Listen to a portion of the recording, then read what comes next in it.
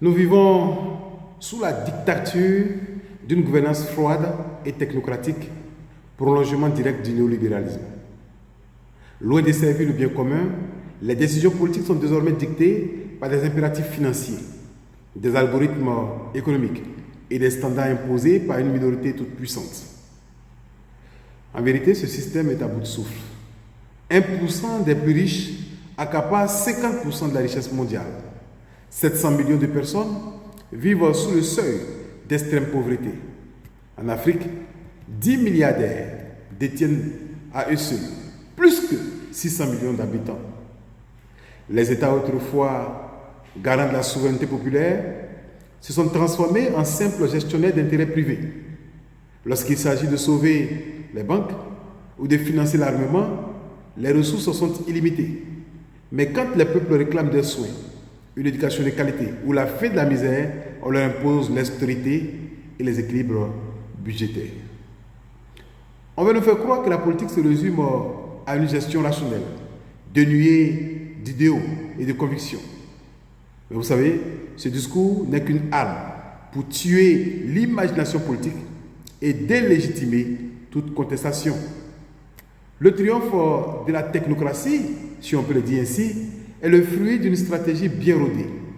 Depuis des décennies, le champ politique a été réduit à l'exécution de dogmes économiques, présentés comme des vérités absolues.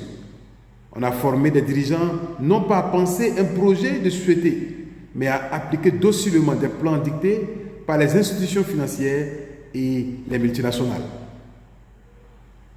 Cette vision repose sur des dogmes déguisés en vérité, la croissance économique comme finalité ultime, le marché présenté comme plus efficace que l'État, des modèles conçus loin des réalités des peuples, imposés comme des évidences.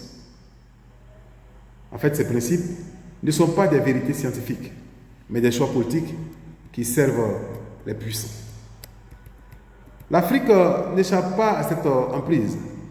Nos élites technocratiques, souvent formées dans les grandes écoles occidentales, reviennent gouverner avec une obsession, appliquer servilement les doctrines économiques néolibérales inculquées par l'étranger. Les réformes structurelles imposées depuis des décennies suivent le même schéma. Privatisation massive des services publics, ouverture des marchés et pillage des ressources, flexibilisation du travail et précarisation des emplois. Ces mesures n'ont jamais sorti un seul pays de la pauvreté, ça nous le savons. Elles ont, en revanche, renforcé la domination des multinationales, étranglé nos économies et maintenu nos peuples dans la précarité. Nos dirigeants, formatés par ce système, administrent sans vision, gèrent sans audace et sacrifient nos intérêts sur l'autel des exigences des institutions financières internationales. Pendant ce temps, l'éducation se dégrade, les hôpitaux manquent de moyens et la jeunesse est condamnée au chômage de masse.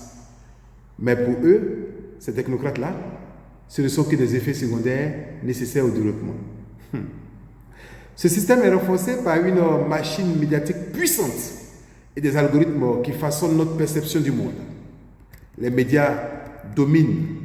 Oui, ceux qui dominent imposent un récit unique, invisibilisent les voix dissidentes et verrouillent le débat public.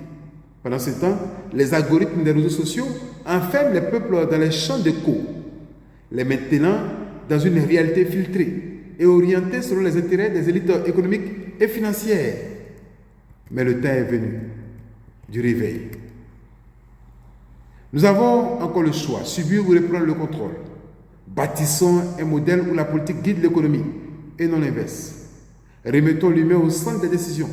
Brisons les chaînes de la résignation et imposons un nouvel horizon. En cette année électorale, l'heure est à la prise de conscience. Il ne suffit pas de dénoncer, il faut agir. Il ne suffit pas d'espérer, il faut choisir. L'avenir de notre nation dépend des décisions que nous prendrons aujourd'hui. Le peuple d'abord, la Côte d'Ivoire en avant. Excellente semaine, Innocent Yelbin, président des Forces au peuple.